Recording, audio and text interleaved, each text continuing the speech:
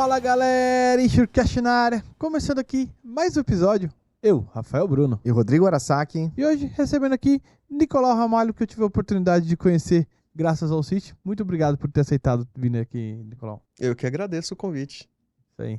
Obrigado. E galera, antes de falar desse bate-papo aqui super interessante, super relevante aí, que também eu adoro pra caramba, são nossos patrocinadores.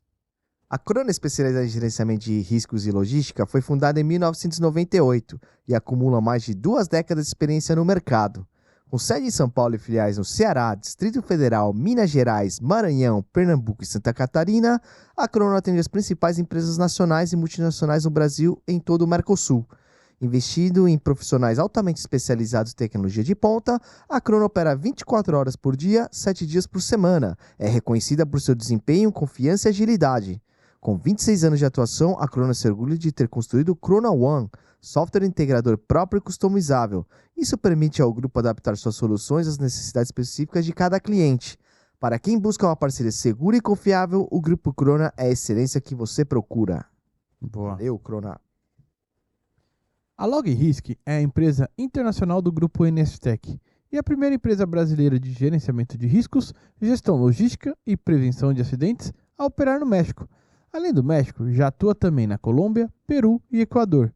Seus grandes diferenciais para o mercado mexicano são a capacidade de interação das diversas tecnologias de rastreamento em sua plataforma e uma estrutura própria de pronta resposta com cobertura nacional focada na recuperação de cargas, acumulando o melhor resultado da região. É isso aí. E sempre agradecendo demais a parceria da editora com Roncarate, deixando aqui a indicação do livro O Segura Garantia, de Vladimir Adriane Poleto. Tá aí, pessoal, mais um livro aí da editora Roncarate para vocês. E quem quiser comprar, Japinha, faz o quê? Acesse o nosso site www.insurecast.com.br. De lá você vai conseguir ter acesso à nossa Insure Store, onde você pode adquirir esse livro, além de outros da editora Roncarate, que a gente formou parceria voltada ao mercado de seguros. Um outro ponto que você pode adquirir nossas canequinhas e nossos outros produtos da marca Insurecast também.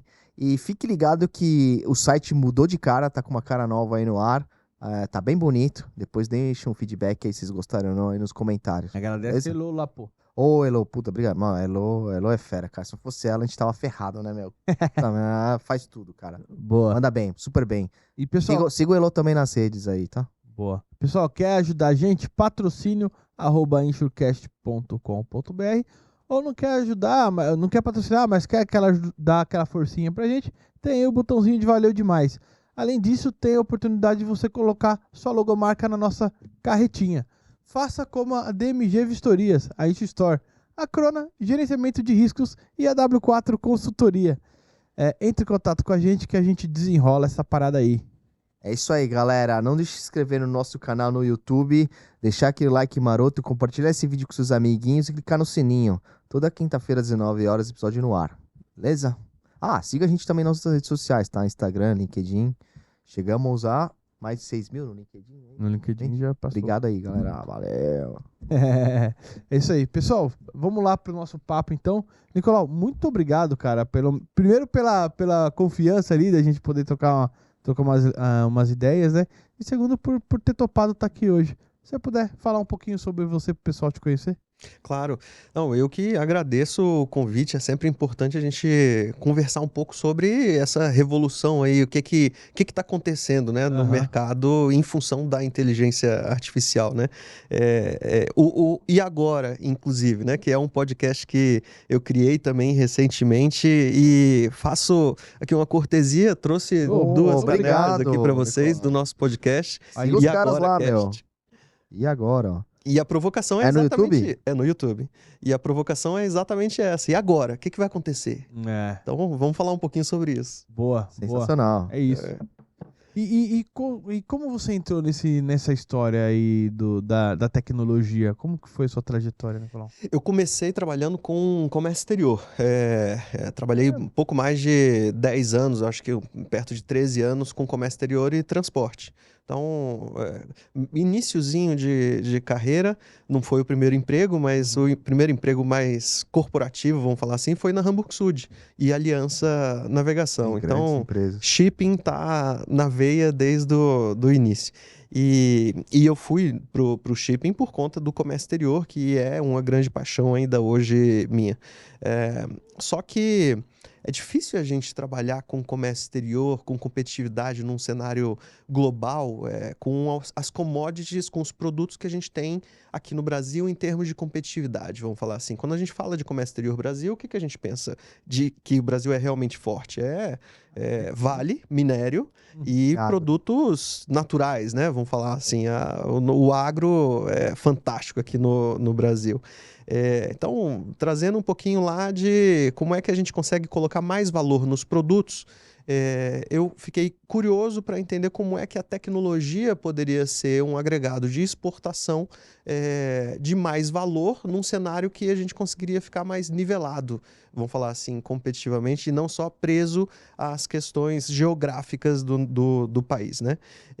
Isso motivou, inclusive, migrar para a tecnologia. Aí eu larguei totalmente os produtos materiais e fui para uma multinacional espanhola que chama Indra Tecnologia. Então, isso lá em 2013, talvez, por aí. Uhum. Foi quando eu comecei a entrar mais na tecnologia mesmo. A Indra é uma gigante Uhum. global. Aqui no Brasil devem ter hoje uns 7 mil funcionários, mais ou menos. Hoje ela até... o branding é de Minsight, na verdade. Indra virou Minsight. E lá a gente sofria bastante com as startups, né? Poxa, eu ficava de novo motivado a entender como é que uma gigante espanhola com muito recurso conseguia apanhar em alguns cenários de uma startupzinha pequenininha que nasceu ali. Uhum. Então, eu comecei a namorar o mercado, conhecer um pouco mais o mercado de startups e me tornei mentor de startups. Isso lá para 2016, provavelmente. Depois da Indra, eu fui para a Prosegur, Uhum. então, segurança, né? Sim. Fiquei mais na área não de transporte de valores, mas de segurança mesmo, segurança patrimonial e tecnologia. E na Prosegur eu criei um primeiro momento de inovação aberta, que foi um ensaio, um laboratório mesmo de inovação aberta. A gente convidou 10 startups para se apresentarem ali. Eu fiz uma curadoria dessas 10 startups, já pegando a minha experiência que eu já tinha aprendido um pouco como é que funciona esse meio de startups. E criamos ali o funil de startups.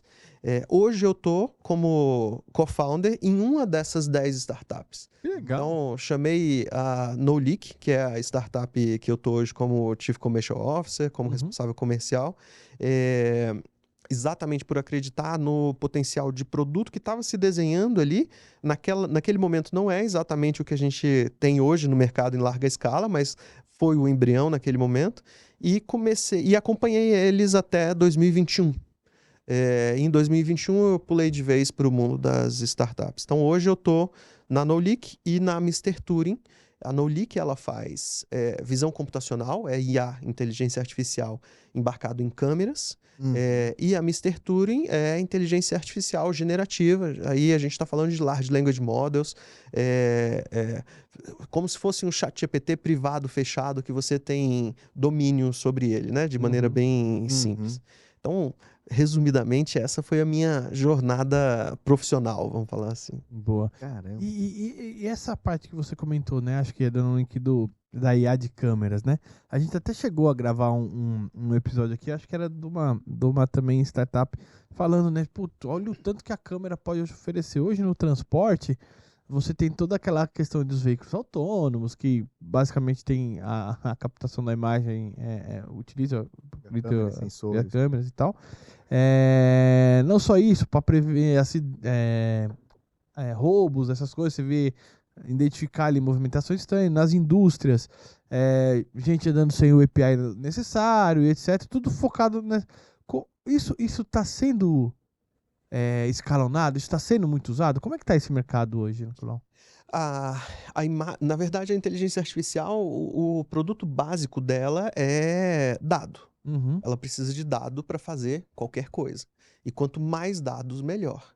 Então, a grande vantagem de você usar a imagem é porque você consegue coletar um volume muito grande de dados em um único canal, de uma forma mais simples. Uhum. Tipo, desculpa te cortar. Imagem é a foto da pessoa? aí a gente falando de câmeras, né? A questão de por que das câmeras. Porque você consegue converter a imagem toda em metadados e você consegue aprender com esses metadados. Essa é a grande revolução, inclusive, que a gente está vivendo. É você ter muito dado e você começar a entender como é que você usa esses milhares de dados. Então, a grande vantagem de usar a câmera é isso, é que você vai converter de uma vez só milhares de dados ao mesmo tempo, e isso é vantagem porque aí você tem as nuances da IA para poder entender, né, o que está acontecendo. A vantagem das câmeras é isso, está sendo muito bem utilizado sim, a gente tem cada vez mais visto mais câmeras desse jeito, mas depende da aplicação. Se você quer algo mais especialista, você tem que ir para soluções mais especialistas. Por isso que a gente vê aqueles carros autônomos lá nos Estados Unidos, aqueles Jaguar bonitão lá, cheio de coisa rodando em cima dele, aquilo ali são radares. Tem câmera? Sim.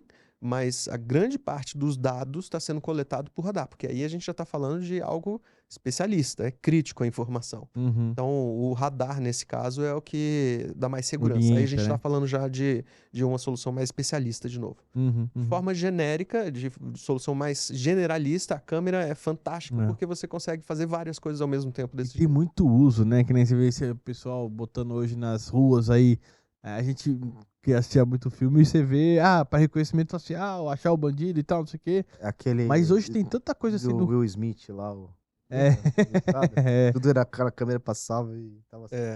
Mas hoje eu acho que dá pra você transformar em tanta coisa, tipo, identificar comportamento suspeito. Às vezes o cara não tá sendo procurado, mas ele é o cara ali que vai roubar alguém ou tá passando mal. Não sei se a câmera consegue. Entendeu? Então acho que tem um mundo aí, né, Nicolão? A Nanoleak, a gente batizou a solução de Agatha. E foi justamente inspirado no filme Minority Report, lá comecinho dos anos 2000, que tinha o Tom Cruise como policial, e era isso, ele recebia informações de 3 videntes, não era das câmeras. E os videntes falavam quando que aconteceu o crime, quem que era a vítima, quem que era o algoz, né? O filme se passava em 2054. E a gente, de fato, hoje já está fazendo uma parte disso. A gente consegue, sim, converter a imagem das câmeras de segurança que estão aí espalhadas e cada vez mais câmeras de segurança em metadados e entender se o comportamento daquela pessoa é fora do padrão ou não é fora do padrão. Pode indicar que algo vai acontecer depois ou não. É normal uma pessoa numa rua passar para lá e para cá 10 vezes na frente da mesma casa? É normal o cara ficar em cima da moto, sentado na moto por 45 minutos em cima da moto naquele lugar, que normalmente não fica moto? Ou será que ele está observando para ver se quando passar uma vítima que é mais fácil ele abordar, ele está numa posição privilegiada para poder abordar? Então, a gente já está fazendo, de certa forma, a predição do crime desse jeito. Eu brinco falando que a gente antecipou em 30 anos, então, o filme, né? Uma dúvida, Nicolau. Para você fazer a captura de dados via câmera, a câmera ela tem que ter uma tecnologia mais evoluída ou somente o software que está por trás dela? Você tem as duas opções. Você pode fazer esse processamento na ponta, na câmera, ou você pode fazer esse processamento na nuvem. Então, você pode sim pegar uma câmera analógica. Do meu celular. Isso que eu ia perguntar. Pode, que já existe há muito tempo. E aí você converte a imagem em metadado e joga para a nuvem esse metadado. Ou para um servidor também, né? E assim, engraçado, né? Você vê algumas pessoas que têm um pouco de pavor com questões de imagem, né? De foto dela ou tal. Que hoje é tudo reconhecimento facial, né? Para entrar, logar e tudo. Aí você tinha aquela neura antigamente da câmera do computador, que alguém poderia tá te olhando e tal. Acho que, sei lá, se deve ter de alguma forma, né?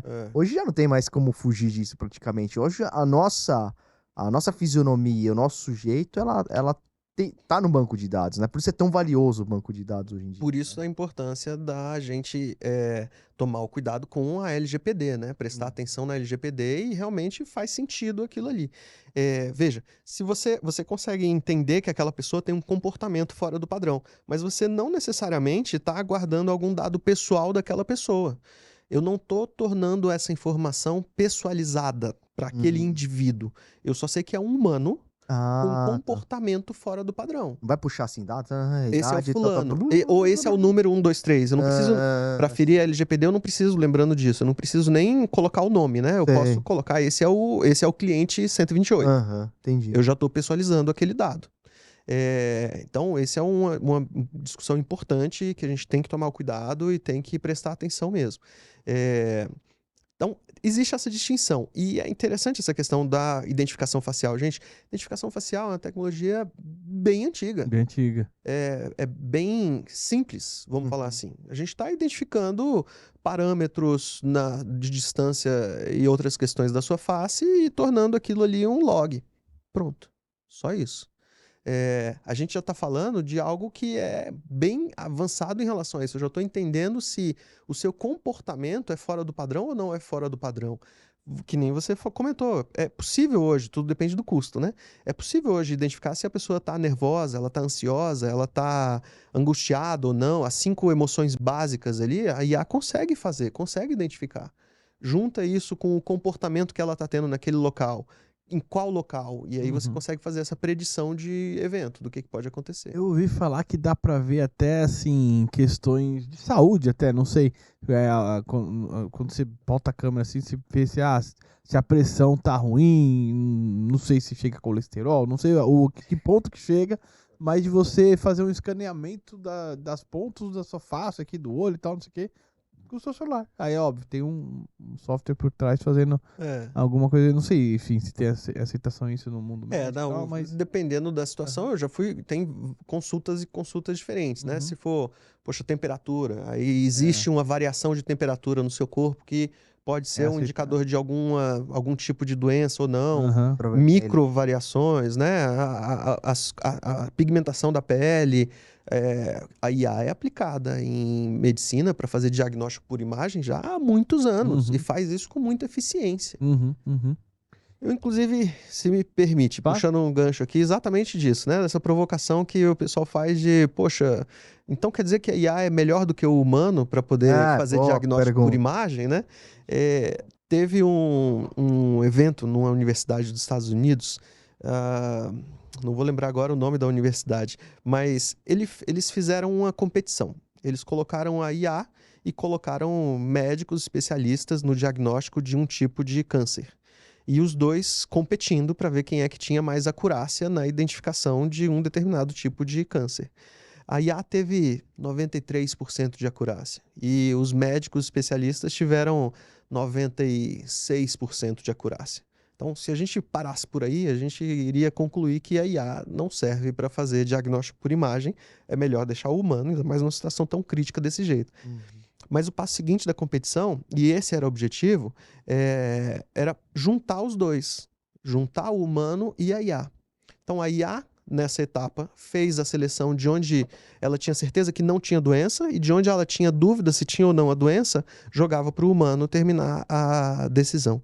O resultado pulou para 99,8% de acurácia no diagnóstico por imagem. Então, esse é o resumo, esse é o recado que eu quero Você dá mais tempo pro médico, né? E qualidade. É uma ferramenta, né, que pode ser utilizada pelo humano de uma forma... De forma resumida, é assim que a gente tem que usar. Não é sobrepondo o humano, né? Ela tem que estar intrínseca ao humano ali exatamente para a gente conseguir fazer mais e melhor com menos. Esse é o objetivo. Tem coisa que você já tira da frente rápido, e você, foca nisso aqui. Você tem o estigma de que a IA vai tomar o teu emprego, vai tomar o teu várias coisas, né, no futuro, né? Até antes da gente entrar nesse debate, o que é IA? Se você pudesse explicar rapidamente, por que todo mundo tá falando de IA agora? Esse negócio começou agora, enfim. Pois é, não é novo. A IA existe há 70 anos, né? Começou ali, muitos consideram... Bom, a gente pode dar um passo mais atrás e falar que a IA começou na matemática e tem um fundo de verdade, mas vamos tornar mais próximo aqui da gente e falar desses últimos 70 anos. O Alan Turing, que foi um grande matemático e físico inglês que participou, tem até um filme muito legal sobre ele no Netflix, O Jogo da Imitação, o nome do filme. Filmaço também. E ele começou essa proposta de e se a gente conseguisse ter uma máquina de multipropósito e que conseguisse decodificar qualquer coisa que viesse à tona e fazer predições em cima dessa decodificação, né? Isso é a IA. Então, 10 anos depois, a gente começou a ter os primeiros registros acadêmicos sobre o termo, inclusive, inteligência artificial. Então, a gente já tem registro acadêmico na década de 50, exatamente usando o termo inteligência artificial. É antiga assim. Uhum. Só que, obviamente, a capacidade de processamento de máquina nessa época não permitia a gente avançar mais em práticas sobre rede neural, que é isso da gente tentar mimetizar o cérebro humano fora do cérebro humano. Então, ele vai colocando pesos e nós ali em uma matriz de se é isso, pode ser, vai para aqui, se não for aquilo, vai para ali, mas se for esses dois outros e isso tem uma relevância maior, eu vou para o outro lado. Ou seja, uma imagem de um gato. Vou começar a desconstruir esse gato. Ele tem focinho. Opa, ele pode ser gato e pode ser cachorro. Mas só que ele tem bigode. Ah, então ele não é cachorro. E aí ele vai nesse jogo até ele ter um ponto de maior relevância, de maior certeza que aquilo ali é um gato e não é um cachorro. Basicamente é assim a rede neural funcionando, né? Uhum. Bom, não tinha capacidade de processamento de máquina para fazer tudo isso naquela época. Então, investiu-se mais na inteligência artificial por regra, que é você colocar regras nas coisas e ter um objetivo.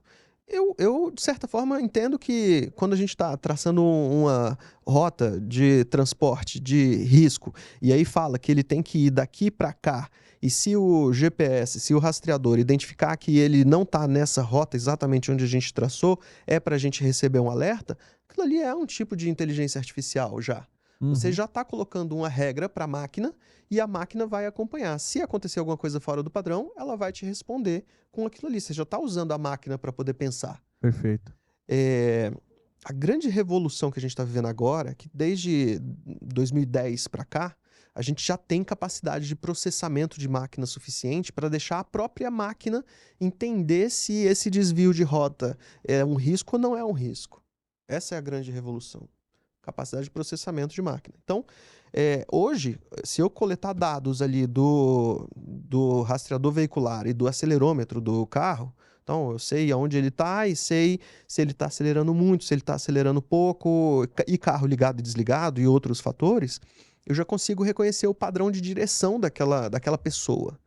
Eu sei se é você que está dirigindo o seu carro ou se é outra pessoa que está dirigindo o seu carro. Uhum. Então, a máquina, de tanto entender que aquele motorista ali daquele caminhão que faz aquela rota toda semana, ele sempre para naquele posto dentro da rota para tomar um cafezinho, fica 15 minutos e ele sempre sai dali, aí ele tem uma ladeira que ele acelera com essa pressão no pedal, tem uma descida que ele deixa o caminhão correr solto e o acelerômetro funciona dessa forma naquela descida e ele vem fazendo isso seguidas vezes, centenas de vezes nos últimos meses. De repente esse padrão mudou completamente. Ele ainda está na rota, mas ele acelerou muito mais na subida, ele freou muito mais na descida, ele não parou no posto que ele costuma parar para tomar o cafezinho. Opa, peraí. Será que tá tudo bem com essa pessoa? Será que ela não está sendo coagida? Ou será que ela não está com algum problema em casa? Isso pode ser um risco, inclusive, de acidente.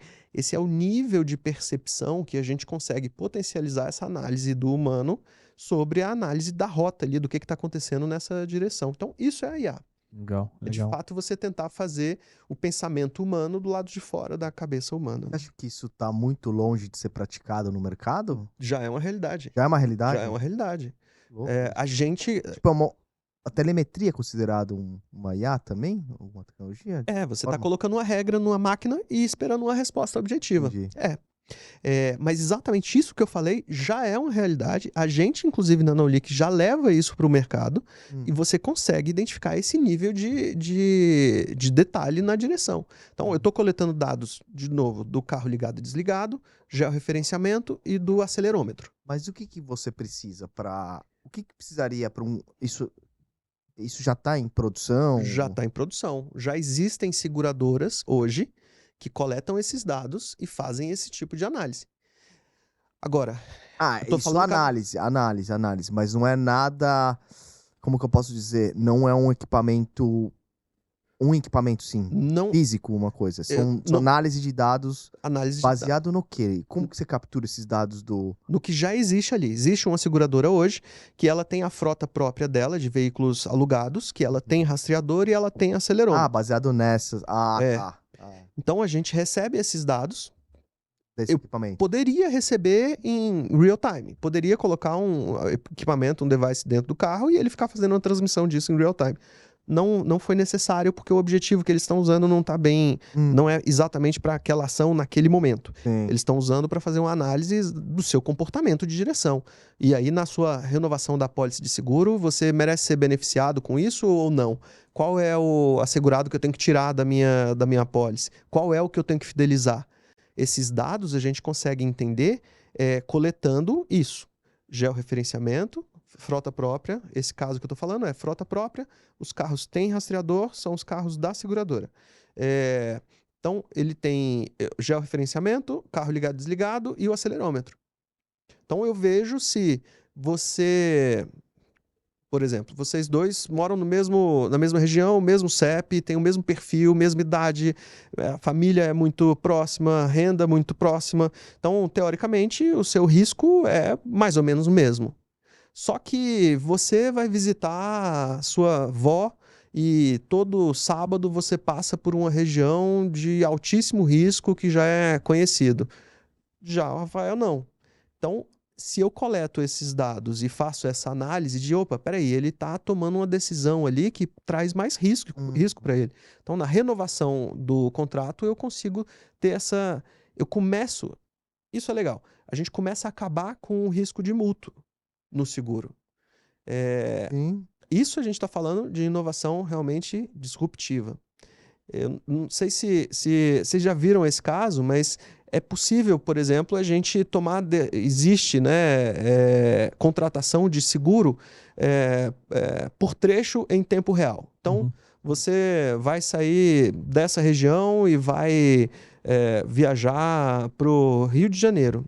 Você colocou no seu GPS qual que é o destino e você viu a rota, só que você não quer ir pela rota mais tradicional e mais segura, você quer ir por uma rota mais turística, mas que, pelo outro lado, ela tem muito mais risco de acidente.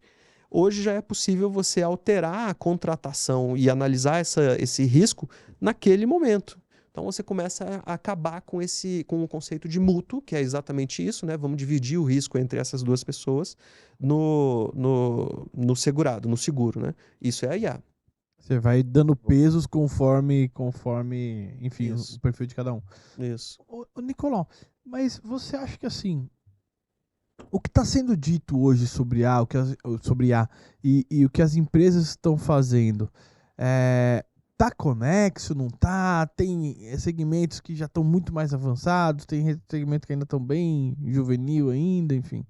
Eu sinto que tem setores mais tradicionais que usam normalmente, aí não é só uma questão de IA, são menos adeptos à inovação radical, né? O comércio exterior, inclusive, é um deles. É difícil você ver uma aplicação, tem tanta oportunidade e é um setor que é extremamente tradicional, que a mudança é muito devagar e muito Caraca. sólida na mudança. Já no seguro, eu vejo que tem uma receptividade maior à inovação. Então, eu acho que é mais nessa linha de qual que é o setor que tem mais facilidade para inovação e qual que é o setor mais tradicional. Eu iria mais por essa linha. Entendi. Sim, as empresas... esse é o capitalismo, né? Elas têm que se reinventar. Então, todas estão usando bastante, pensando em como usar a inteligência artificial, e não só a inteligência artificial, a tecnologia em si, né? Mas é importante saber o como usar, onde aplicar, de que forma aplicar, também para não fazer besteira, né? Tem muito risco em cima disso. O Nicolau, você acha que, voltando só na ideia do carro, dos veículos, você acha que o futuro, e não muito distante, futuro até recente, é que todos os carros fabricados, eu não sei se já é assim, já saiam com algum tipo de sistema que faça com que seguradoras ou qualquer outro tipo de vendedor de serviço consiga mapear o teu carro? Sim, isso já é uma realidade, né? Os carros já saem de fábrica com diversos equipamentos que você já consegue fazer o rastreamento e a leitura de qual status, como é que tá aquele carro, né? Aqui eu acho que já entra uma Pô, assim você tá discussão. pesando, né? Tipo assim, cara, não sei que os caras estão vendo como eu dirijo? Sim. Não, até. Mas a grande questão aqui, isso é legal, é Ah, importante a gente falar isso, tô brincando, é dirijo questão bem. de Calma. negócio. É questão de negócio, né? Eu como, vamos pensar, tô falando a grosso modo, tá, gente? Eu como fabricante de carro, se eu sei como é que você usa o seu carro, eu vou vender esse dado para a seguradora conseguir ter mais vantagem na preparação da sua apólice de seguro. Esse dado também informa se o seu pneu está desgastado demais, o momento de trocar o seu pneu. Será que a seguradora não vai depois querer vender também o pneu para esse segurado e já começa a tomar o mercado da montadora? É melhor eu fazer uma parceria ali com a montador, com outros fabricantes de peças e eu fazer tudo isso vertical ou não. Hoje, o que eu vejo que está acontecendo é essa discussão de negócio e modelo de negócio, né? O dado já existe. Já seria possível a transportadora ceder essa informação na grande maioria dos carros que estão no mercado hoje. Agora, aqui é mais complexo, porque a gente está falando de grandes indústrias, grandes economias que vão ser impactadas por conta dessa tecnologia. É porque hoje tudo é baseado em leads, né? Precisa de informações para que consiga ser a prospecção, ou até firmar parcerias e É. tal, né? É que interessante isso, cara. Uma Eu- coisa vai se conectando na outra, né? É. E até essa questão que você falou os carros estão saindo de fábrica assim, assado. Pô, é só você ver os mecânicos. Antigamente você ia no mecânico, aquela oficina suja de graxa, os pneus, o cara entrava lá, Mecânico é acelera limpo, aqui, né, vira mano? O cara aqui, já não, sabe faz não sei exatamente. o que, até achar o problema. Hoje o cara vai lá e pluga o pendrive ali, troca tal peça, né? Assim, É mesmo. tem muita evolução ainda por vir, mas muita coisa já evoluiu bastante, né, Nicolau? Agora, indo para as questões de emprego, né, que o Japa comentou aqui. Você vai acabar meu emprego e tal. O quanto você vê que a IA vai auxiliar até, ao invés até de acabar, de melhorar a qualidade do profissional? É. Ou vai deixar mais burro? É. Eu acho que é essa a questão. De novo, a gente não está falando de novidade. Uhum. Vamos mais para trás. A gente voltou 70 anos para falar da história da IA. Vamos voltar uns 400 anos. Vamos falar de Adam Smith. Quando a gente fala ali de você aplicar o seu recurso onde vai ter um melhor retorno, né? O recurso humano que a gente tem é o recurso mais valioso que a gente tem dentro das empresas. Então, se você deixa o humano olhando uma tela e vendo se o caminhão está na rota ou não está na rota, será que você está usando da melhor maneira esse recurso valiosíssimo que é o humano ali na sua operação? Então, essa é a pergunta que eu acho, a resposta, né, para Uhum. essa pergunta. É, se a gente tem a oportunidade de fazer mais e melhor com menos, e usar esse recurso humano para poder dar um passo acima, né, na cadeia ali de valor do trabalho, a gente vai deixar de fazer? A gente não deve fazer isso? Eu acho, Pelo essa é que é a contrário. questão. E, de novo, não tem nada de novo. A Uhum. gente já faz isso há centenas de anos. É. Não é a tecnologia que tira o emprego. É alguém que sabe usar bem a tecnologia que vai tirar o emprego. Não é a IA que vai tomar o emprego. É alguém que sabe usar a IA que vai tomar o seu emprego. E tem muita coisa assim, Se né? você não Faz- for, é melhor que você Faz seja essa sentido. pessoa. É. Faz sentido. E aí eu te pergunto, ô Nicolau, o quanto que a pessoa tem que entender disso? E aí eu te falo em que sentido que eu tô dizendo isso? Vai ser É básico no saber currículo? usar, é entender o que é saber fazer. E Não. olha só que legal. Essa é a primeira vez na história, né, de inovação tecnológica que a inovação ela não está entrando pela área de tecnologia. É aí que o chão dos tecnólogos, né, tradicionais se abre. Essa é a primeira vez que a gente está tendo o diretor comercial da empresa, da corretora, falando: Ó, eu o diretor de tecnologia, eu estou usando o ChatGPT aqui para me ajudar na elaboração dessa apólice aqui de seguro e tem sido muito bom. Por que que a gente não usa isso em todas as nossas operações? Então, antes, a tecnologia entrava pela área de tecnologia, era o diretor de tecnologia, era o técnico, que tinha que saber aquilo ali profundamente, tinha uma magia ali, né, que às vezes as pessoas nem entendiam por trás da cabeça dele, para ele digerir aquela informação e ele colocar dentro da empresa. Olha, essa tecnologia funciona dessa forma, serve para fazer isso, isso e isso, é melhor que a gente use ela por conta disso. Agora, a inovação está vindo pelo usuário final. Então, te respondendo objetivamente, não, ninguém precisa dominar, estudar profundamente aquilo ali. Está sendo tão fácil, e essa é a grande vantagem da IA, que o usuário final já está usando sem nem perceber que é aquilo ali e ele está trazendo para dentro da empresa. Essa tem sido uma reviravolta dentro das empresas, né? Essa é a primeira vez que uma tecnologia está entrando pelo usuário e não pela área de tecnologia. De tão fácil que é.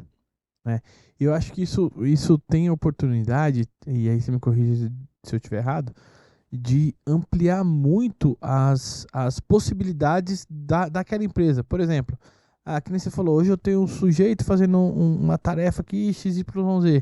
Pô, mas eu tenho tanto dado aqui dentro de casa que chega, sei lá, em PDF. Falando de seguradora, né? A gente recebe muito documento o tempo todo. E como é que eu estratifico esse documento para perceber padrão? Pô, eu tenho um Zé ali tendo que ler relatório todo dia para planilhar o relatório, identificar os padrões, é aqui que tá tendo problema. Perfeito. E aí eu não tenho ninguém fazendo isso, porque isso precisaria de muitos Zés fazendo isso.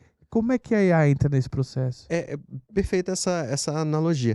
A gente começa exatamente isso. Esquece tecnologia. A gente começa tendo que entender como é que são os processos e procedimentos da minha empresa.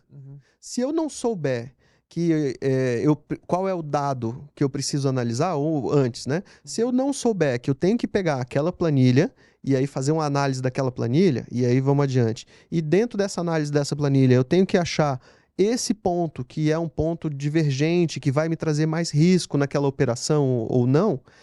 E aí, com isso daqui, identificando esse ponto nessa planilha, a minha decisão é de ou incentivar ele numa reciclagem, num novo treinamento, para poder operacionalizar aquilo ali, ou aumentar o custo, ou algo do gênero. Essa é a minha decisão. Se eu não tiver tudo isso daqui mapeado, então, se eu não souber trabalhar, entender processos, procedimentos, dentro desses processos, procedimentos, identificar onde estão os dados, quais são as planilhas, como elas estão formatadas, como que está essa informação, onde é que eu busco essa informação, é possível mudar essa informação, eu consigo converter essa planilha em uma outra informação mais automática ou não, ou seja, trabalhar esses dados, e aí depois entender o que eu faço com esses dados, o que o Zé faz, o que ele, por trás ali, o que ele está analisando se aquilo é um risco ou não, no monitoramento, por exemplo.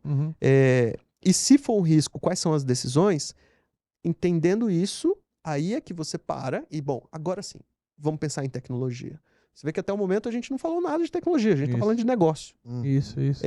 Bom, então, essa planilha... Eu tô deixando para trás aqui por não ter ninguém fazendo isso. Você tem que colocar isso em algum banco de dados, né? Ou coletar isso de alguma outra forma, como você bem disse no exemplo. Às vezes eu até poderia fazer isso, mas eu não tenho esse tanto de Zé dentro da empresa para poder fazer isso, eu nem faço.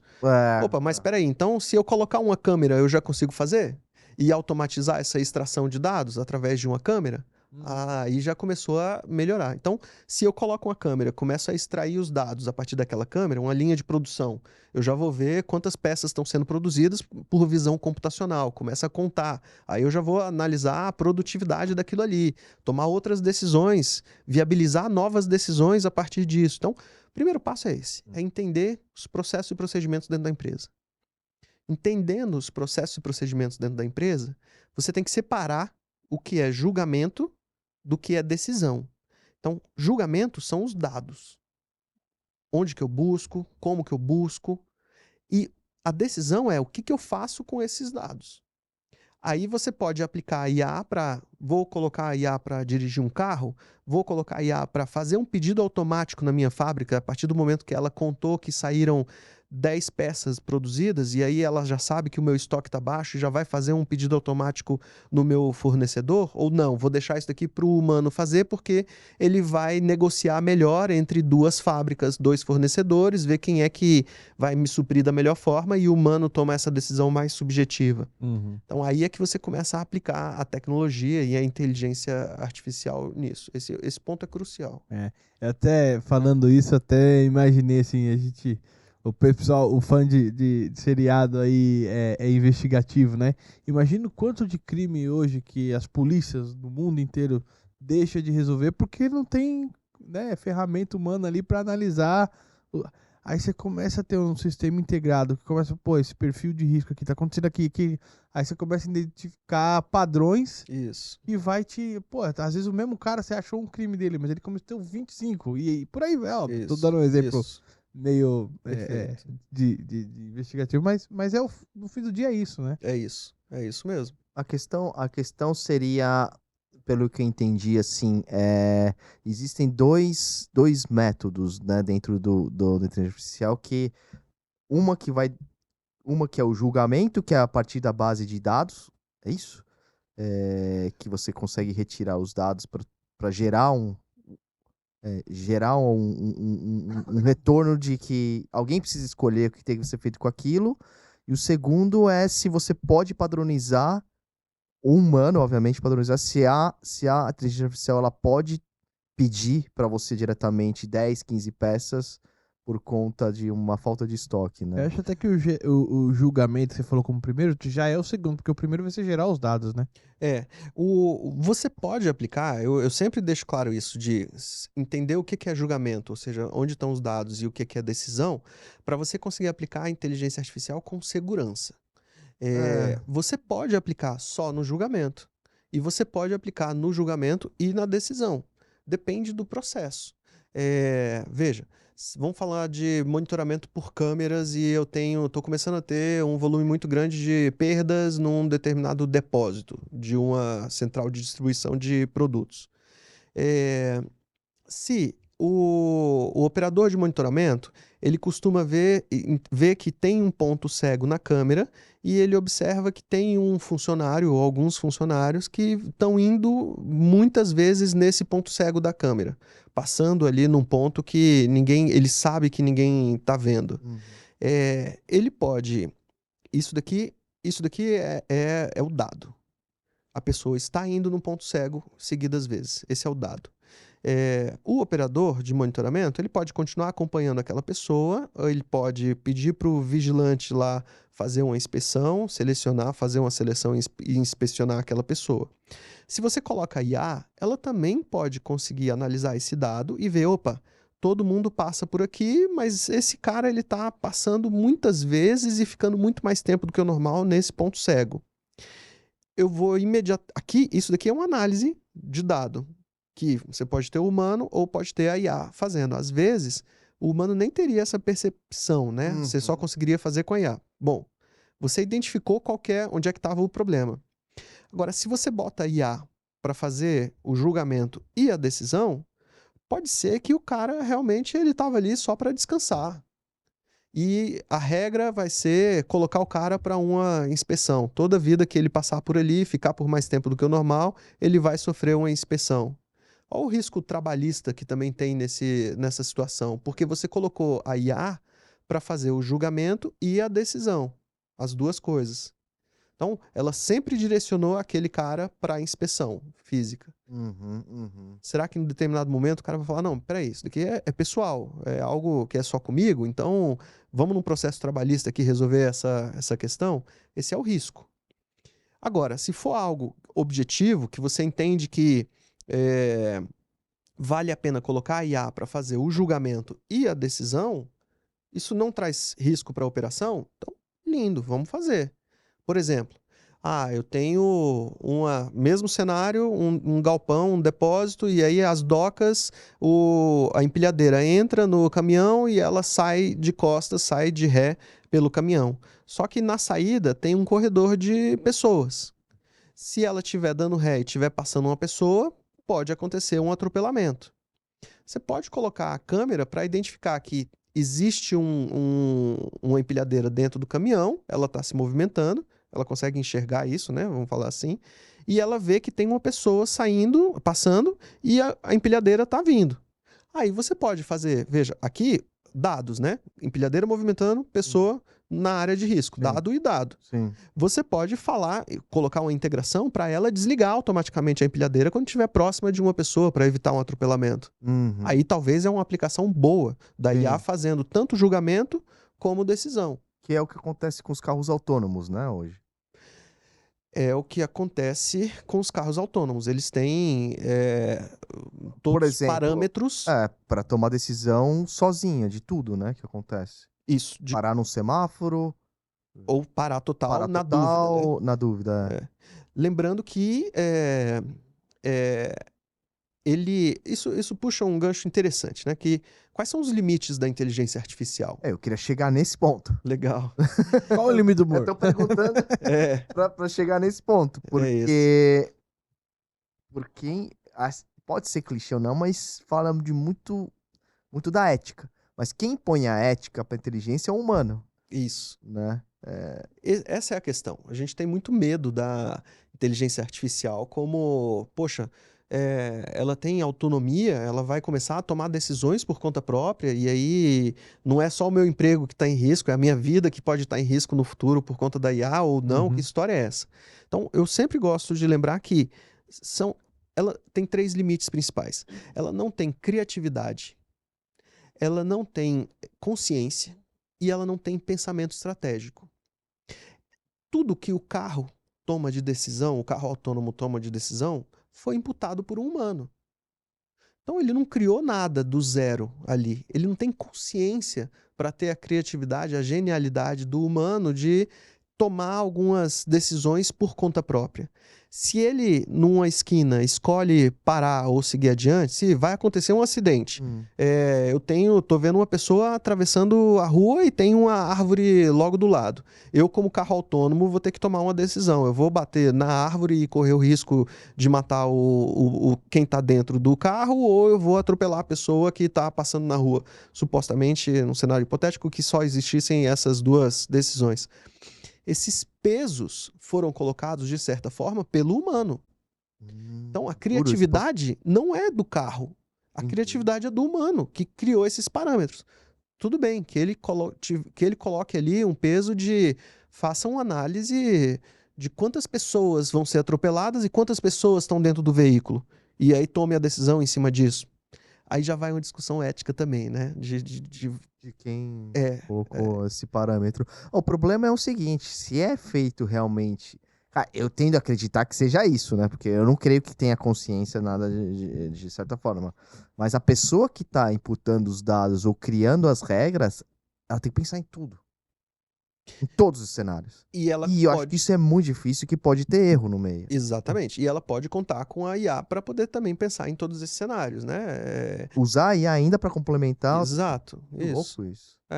Essa é a questão de novo, a câmera de segurança. Pode ser que eu não saiba que ter um motociclista, um cara em cima da moto, parado por mais tempo do que o normal em cima da moto, é um risco, é uma predição de risco, é uma predição de que o cara pode ser um bandido e ele pode estar escolhendo a vítima que está passando ali atrás ou não.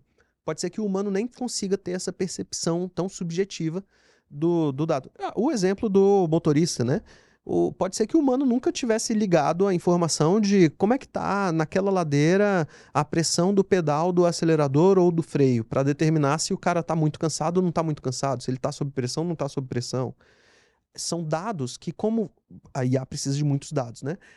A gente nunca teve acesso a essa quantidade de dados e a capacidade de processamento dessa quantidade de dados, que a gente não teria esse tipo de conclusão. Um outro exemplo. Uma gigante chinesa que faz empréstimo, né, para pessoas, inclusive é um grupo ligado ao Alibaba, Ant Financial, o nome da empresa. Um dos dados que a IA começou a analisar na hora de conceder o crédito para a pessoa que está solicitando crédito pelo celular é o volume da bateria do celular daquela pessoa.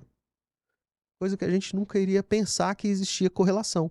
mas a IA identificou correlação entre risco de crédito e o volume da bateria do celular da pessoa no Isso momento não que ela passa está pela minha pedindo. cabeça, velho. Exatamente. Então você usou a IA para melhorar a sua decisão para quem que eu vou conceder o crédito, nesse caso.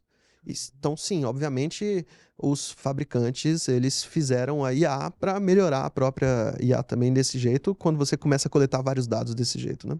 Mas você acha que a IA vai chegar num ponto de que ela mesma vai se Programa? programar para poder, como falta de dados, ela mesma fala, eu preciso buscar de mais dados de tal lugar para se Se criar o, um ciclo, sei lá. se o humano mandar ela fazer, sim. Que Se o doideira, humano não cara. mandar ela fazer, não. Essa é a questão. Então vê que o humano tá por trás Por aí. trás de tudo. Não é a IA, é o humano. É. Então, sim. E outra, ele vai ter que orientar aonde que estão esses dados também, né? Ela não vai conseguir ter acesso a todos os dados, não existe isso ainda. Eu costumo falar isso, ainda, porque realmente, estamos falando de agora, não vamos ficar esperando Ah, o sim, futuro, sim. mas quando a gente tiver uma computação quântica de fato e acessível, aí são outros 500. Aí a capacidade de processamento é outra revolução que nem a gente viveu agora, só que numa escala muito maior. É que fala que chegaram num platô também, né? Na questão da IA, em termos de processamento ou tal, né? Ela não vai ser igual esse boom que teve Isso. e agora tá numa fase mais... A gente vive. O bom é que a gente sempre faz mais e melhor com menos, né? A DeepSeek, né? Há poucas semanas teve um grande burburinho aí no mercado, porque a DeepSeek, que é uma IA, uma LLM chinesa, conseguiu Vai falar muito. fazer a mesma coisa que o ChatGPT, Sim. só que com 5 milhões, enquanto que 5 milhões de dólares de investimento, enquanto que o ChatGPT fez com 100 milhões de dólares de investimento. Uhum. Então, você está fazendo a mesma coisa. E outra, você está fazendo isso com muito menos necessidade de processamento de máquina. Então, por isso que as ações da Nvidia despencaram, porque, então já quer dizer que eu não vou precisar de tanto GPU, de tanto processador que a Nvidia produz, então não vou mais investir nessa empresa. Eu estou otimizando a capacidade de processamento, fazendo mais e melhor com menos. Esse ciclo ele é contínuo, ele sempre vai acontecer. Então, por mais que a gente chegue nesse platô, mas a gente sempre consegue ter essas otimizações e aí as coisas vão ficando mais acessíveis, né? A gente tem uma IA, é claro, provou-se logo depois que ela não é tão boa quanto, tem suas limitações, mas com certeza... Foi criada por humanos também, com ideologias e políticas... Por 1/10 do valor que você tinha antes. É a evolução natural. Adam Smith, de novo aí. Parte de uma referência, né? Uma coisa que você criar do zero, você vai gastar muito mais tempo, muito mais dinheiro, vai errar mais e... Exato. É aquela questão do ser pioneiro, né? Eu, pessoalmente, acho que eu não vejo muita vantagem em ser pioneiro, não. É verdade, é verdade.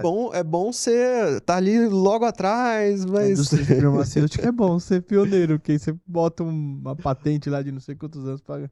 Você ganha muito dinheiro no início, mas logo depois vem o melhor. E acaba. E essa aplicação da IA, ela no seguro, de uma maneira geral, na seguradora, ela parece ser muito usual e interessante, porque o que não falta para seguradoras são bases estatísticas, né? O seguro nasceu em dado, né? Então, a gente... E gosta, né? O meio do seguro, ele é muito... eager, né? Muito ansioso por dados. Eu quero dados para eu tomar melhores decisões. Então, por isso eu acho até que a inteligência é um meio que a inteligência artificial... você vê bastante players buscando a inteligência artificial para ajudar nas melhorias de decisões, em tomar decisões que antes não eram possíveis, ou em disruptar completamente o mercado. Isso é uma realidade mesmo. Base de dados tem, na minha opinião, muito estatística tem. Eu acho que o mercado só peca ainda em como captar esses dados para transformar num banco, ou a gente estava discutindo, que foi a pergunta do Rafael, né? Se está em arquivo ou não, isso. E eu acho que o mercado tem que entender o que ele quer primeiro, para partir, tipo, o que eu quero fazer com isso aqui, Tem que evoluir, o que eu posso fazer. Eu acho que um dos pontos do nosso mercado é entender o que eu posso fazer, sabe? Assim, aonde que eu posso chegar. Porque hoje a galera tá satisfeita com o que tem. quanto que eu acho que isso pode ser uma vantagem competitiva muito grande, não só para você entender seus clientes e melhorar o teu negócio em si, mas de devolver algo pro teu cliente também e ele se interessar por aquilo ali também, você sair na vanguarda, sabe, desse processo. Sempre gerar mais valor, né? Desse É. jeito. Vamos para aquele exemplo do que a gente falou dos dados de rastreador veicular, né? Se eu estou coletando dados de acelerômetro, carro ligado, desligado e georreferenciamento, hoje isso está sendo usado na renovação da apólice de seguro, né? Identificar aquele que tem menos risco e que tem mais risco. Mas você pode identificar que, poxa, você sempre, segunda-feira, às 9h30, chega para o trabalho, separa mais ou menos o carro nesses 2, 3 quarteirões aqui e fica das 9h30 até meio-dia e 30. Depois você sai, vai almoçar ali por volta dessa região, ocasionalmente vai fazer uma visita comercial, algo assim. E aí, de repente, você chegou 9h30, 10 horas, o seu carro já saiu. E nunca saía. Uhum. E ele está indo para uma região que você nunca vai. Então, você pode... A gente sabe que para você recuperar o carro é muito crítico que você faça isso o mais rápido possível, né? Isso. Depois de 40 minutos, se brincar, ele já está desmanchado até em alguns cenários. Então você pode usar essa mesma tecnologia, pegando essa sua provocação, do que fazer, né? O que eu quero? Eu quero levar mais valor para o cliente desse jeito? Então você pode pegar essa mesma tecnologia que está sendo usada para renovar ou não, aumentar, né, a minha margem desse jeito, renovar ou não o seguro, para fazer a predição do evento e evitar que aquele... Ou vamos adiante, aí também já tem a questão de novo, da pessoalidade dos dados, né? Se eu vejo que você, como seguradora, se eu vejo que você nunca esteve no hospital tal às 2h da manhã, e de repente eu vi que você está no hospital tal às 2h da manhã, será que está tudo bem? Eu devo mandar uma mensagem e oferecer aqui algum empréstimo para poder te ajudar numa situação que pode ser uma situação que você está precisando de apoio e nem se tocou que a seguradora poderia te ajudar nessa situação ou não? De novo, são dados. O que fazer com esses dados aqui que é essa discussão. Começar a ter a percepção das necessidades que existem para gerar valor, né? Para gerar produto, para gerar serviço e etc. Né? Isso. Agora, pensando em futuro, ô Nicolau, você acha que tenha algo surgindo aí, alguma coisa que vai gerar bastante engajamento no mercado nessa questão de tecnologia, não, de IA especificamente? Não. Agora, a grande revolução é isso, essa discussão do que fazer com as coisas, né? Com as informações e com a tecnologia. Não vejo uma grande ruptura tecnológica no curto prazo. Vejo a computação quântica, isso sem dúvida nenhuma. Nossa, vai ser um caos. Solução,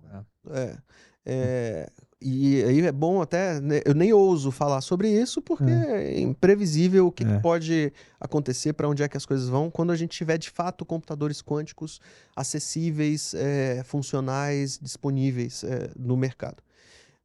Mas você vê cada dia uma centena de startups falando sobre Large Language Models, né, que está super na moda aí por causa do ChatGPT, que não veio com o ChatGPT, né? O ChatGPT foi responsável por popularizar o que é IA generativa, o que é um LLM. Mas isso tinha muita startup, inclusive a Mr. Turing, que é uma das que eu estou trabalhando já com LLM antes do ChatGPT. Agora, a grande questão é, tá, ok, e o que eu faço com isso? Como é que eu produtizo isso? Como é que eu vou para o mercado com esse produto para poder fazer sentido para o mercado? Será que eu vou usar um LLM para ajudar um corretor de seguros no momento do contato comercial dele? Eu posso plugar essa LLM no celular do cara e dar para essa LLM os manuais, os playbooks comerciais, as melhores práticas comerciais que eu tenho de histórico na minha corretora e os dados daquele cliente. E essa LLM ficar abastecendo o corretor em tempo real sobre como que ele deve conduzir esse contato comercial para poder ter o melhor sucesso? Ou será que eu devo criar um assistente de respostas para aquelas perguntas constantes ali dos meus clientes. Ao invés de eu parar 10 vezes o dia para poder responder, tá averbado ou não tá averbada a apólice, esse tipo de situação, de uma maneira muito simples, com o WhatsApp eu consegui plugar um LLM, ao invés de ser, não tô falando só de um robozinho, digite 1 para isso, 2 para aquilo. Não. É você falar o que você quiser e ele entender se aquilo ali é uma situação emergencial, o que ele tem que fazer, como que ele tem que atender e onde que ele vai buscar a informação. Ah, não tá averbada? Então eu quero averbar agora. E ele conseguir fazer isso em uma situação emergencial. Então, a grande dificuldade que a gente está vendo agora no mercado é justamente essa produtização com a possibilidade que a IA traz. Tem tanta coisa hoje que nem você falou, digite 1, não sei o que, o cara... Isso aí morreu, isso aí agora é IA, porque a IA, se não me engano, ela consegue interpretar até erro de português, assim, né? Mas ela pega a interpretação, o que você tá pensando. Não, é isso, mas não só de português, às vezes eu fico brincando lá, começo a escrever em inglês, mudo pra português, digito em espanhol, sabe? Fico zoando, por exemplo, assim, numa cotação de risco através de inteligência artificial lá, sei lá, o segurado deseja cotar o risco do carro dele, né? Uhum. Aí o cara vai imputando os dados lá, de repente ele erra uma coisa no endereço, mas ele interpretou porque ele pegou via geolocalização, sabe? Igual hoje, tudo você sabe, né? Você entra no seu celular, permite o uso durante o uso do app, compartilhar os dados, onde você tá. Então, assim, eu acho que a IA, ela é uma evolução do que tinha um tempo atrás, que é que digite 1. Digite 2, que era uma porcaria aquilo lá. Não, você pensa assim, você mandar um áudio lá pro teu cotador de seguro lá, quero ver, meu carro é esse, tá, conta sua historinha ali, o cara te traz tudo ali. O problema é que a inteligência artificial trouxe muito problema também com esses fake, né? Essas coisas, né? Dá pra fazer de tudo, né? Mudar a voz, botar a cara, mudar a fisionomia. Esse é o jogo do gato e rato que a gente vive há anos aí também, né? Assim como, é que nem o vírus e o antivírus. O vírus evolui, o antivírus evolui para poder acompanhar o antivírus e ele fica... É o vírus, o antivírus, ele é o vírus que atua para o bem, vamos falar assim. Então, da mesma forma, o fake, o deepfake, assim como você usou a IA para construir aquilo, você usa a IA para identificar aquilo. Não tem como você ter um deepfake que não seja identificável pela própria IA. Então, eu faço o parâmetro do vírus e antivírus. A gente vai ter, daqui a pouco, um celular que ele já tem uma IA e ele já identifica que, olha, essa daqui não é a voz do seu filho, essa voz foi feita por IA.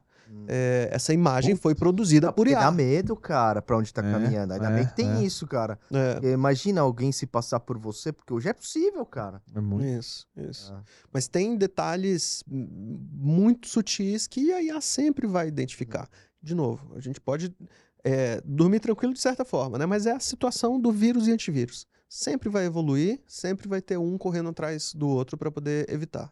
Nicolau, e hoje você acha que o mercado brasileiro, vamos dizer assim, nós aqui, não está preparado para isso, né, para IA? Ou você acha que...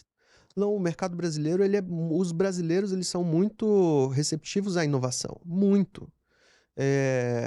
As duas empresas, elas têm filial também no Canadá. Nitidamente, fazendo esse paralelo pessoal, a gente vê que aqui no Brasil, as empresas, elas são adeptas à inovação e implementam a inovação. No Canadá, elas demoram muito mais tempo para poder mudar uma vírgulazinha do seu processo para permitir usar a IA. Entendi. Elas têm um conhecimento muito mais profundo do que é possível fazer, conhecimento técnico, a grosso modo, tá? Mas a aplicação disso, o brasileiro é craque. É mesmo, que legal. Agora, Nicolas, se você pudesse dar uma dica, assim, pro pessoal que tá ouvindo aí, até eu já ouvi de algumas pessoas, né? Você não precisa ser especialista em mas, como é que é o negócio que o cara falou? Eu esqueci. O futuro gestor, ele pode até... O cara que não sabe nada de IA vai sair do mercado, mas o cara que souber alguma coisa vai usar IA pra melhorar, enfim. O que você diria? O que a pessoa pode buscar para aprender mais, estudar? Você tem cursos também, né? Sim. Eu vou falar disso. Um dos episódios que eu gravei, inclusive, no E Agora Cash, a gente saiu do estúdio e foi para uma fazenda de queijo, que eu sou fã de queijo, aqui pertinho de São Paulo, né? 1h30. Pé do Morro, o nome da fazenda, produz queijos premiadíssimos. Legal. O proprietário dela, o produtor rural, ele era um executivo da área de tecnologia. Muito bem sucedido. Se eu não me engano, ele implantava SAP nas empresas, bem complexo. Uhum. E resolveu, cansei da vida corporativa, quero tirar leite de vaca. Mas eu quero fazer um queijo muito bom. E aí eu perguntei exatamente isso para ele. E aí, você saiu da tecnologia, mas a tecnologia saiu de você? Ele, negativo. Para eu conseguir produzir o meu queijo desse nível de qualidade, eu faço investimento pesado tecnológico para eu conseguir controlar o pH dessa forma do leite e a umidade assim e o jeito de produzir. Então, infelizmente, é essa a resposta que eu dou. O problema não é o conhecer ou não conhecer a tecnologia. O problema é a falta de ambição, de novo, do fazer mais e melhor com menos. Se o profissional não tem a ambição de fazer mais e melhor com menos, se ele não quer evoluir, ele quer subir de patamar, se ele não quer fazer um trabalho de mais valor agregado, esse é o problema. Então, assim, a grande vantagem é que, de novo, a gente não está falando de uma linguagem de programação especial que não é virar programador, né? Não. Essa é a grande vantagem da IA. E, de novo, o que eu falei aqui da dificuldade, né? Onde é que está o problema? É conhecer a tecnologia? É saber como aplicar a tecnologia. Aí o profissional que sabe aplicar, que conhece do negócio e tem a ambição de fazer mais e melhor com menos, ele vai ter maior vantagem. Tem que saber o básico, sim. Tem que entender exatamente essa questão que a gente está falando. Poxa, peraí, vamos com calma, né? Eu posso fazer muita besteira com isso daqui. Desde LGPD ou até tomar decisões erradas que vão trazer mais risco para o negócio e não menos risco. Então, estudar sobre esse tema de, peraí, quais são os limites? Como que eu aplico com segurança? Em que parte que eu posso fazer isso? Quais são as possibilidades? Tecnicamente, entender se eu faço isso a partir de vídeo, quer dizer que eu consigo transformar o vídeo em metadado e reconhecer esse padrão de metadado? Opa, esse é o nível de conhecimento que ele tem que ter. E aí ele pode acionar um profissional para poder completar isso. Boa. Se me permite, aí na linha do educacional. Eu também estou como diretor dentro do CIST, o Clube Internacional de Seguros e Transporte. E nesse ano a gente vai lançar uma série de produtos educacionais que visam a transformação digital do nosso meio de seguros e transporte. Então a gente tem uma visão de longo prazo, que é se tornar mesmo essa plataforma que vai permitir uma inovação, a disrupção do setor de seguros e transporte através da transformação digital. E aí agora, em março, a gente vai lançar uma série de produtos em cima do tema como aplicar a inteligência artificial no seu negócio. E aí isso vai desde palestra, antes até e-book, e lembrando que não é um e-book só o e-book. É claro que se a gente está falando de inteligência artificial, ele também tem inteligência artificial e você usa a IA para interagir com o e-book e trocar informação sobre aquele tema específico. Palestra, que pode ser palestra inclusive in company, workshop e mentoria dentro das empresas para os executivos. E tem mais uma série de novidades ali que a gente vai lançar ao longo do ano dentro do CIST. Então, eu recomendaria isso, procurar inclusive o CIST. A gente vai lançar uma série de produtos educacionais e de formação para poder promover essa transformação digital das empresas. Boa, bacana. É isso. Nicolau, obrigado, cara. Obrigado por ter topado estar aqui com a gente. Pô, mais um bate-papo excelência aí, valeu mesmo. Obrigado. Eu que agradeço, é uma honra estar aqui. Contem comigo sempre. Eu acho que a gente tem esse papel social, inclusive, de levar conteúdo valioso para a sociedade, né? Espero que tenha sido valioso, mas aqui é um propósito social nosso. Pô, espero ter gerado super valioso, sites aí para seguradoras que precisa. A gente quebrou diversos paradigmas aí em relação a alguns assuntos que ainda pairavam dúvidas, parece simples, mas que eu mesmo tinha. Então, assim... muito legal. E galera, não deixe de seguir a gente no YouTube compartilhar esse vídeo com seus amiguinhos, deixar Siga aquele lá like. o IACast também, ó. Siga o IACast. E agora? Boa. E agora? E agora cast. E agora Cast é que eu fiz Quem só- quiser manter algum contato Yeah. também, eu tô nas redes sociais, Nicolau Ramalho, tanto Instagram como LinkedIn, é só fazer conexão, vai ser um prazer ajudar um pouco mais, inclusive além das redes. Boa. é Sensacional, tema muito relevante. Galera, muito obrigado. Recados finais, mas o último. Sempre lembrando, galera, InsureCast é um projeto pessoal meu e do Rodrigo. Nada que falamos aqui tem a ver com as vezes que a gente trabalha ou que já trabalhamos. Esse aí ele dá rir porque eu olho assim. Valeu, galera. Beijo e abraço. Abraço, Falou, tchau. tchau.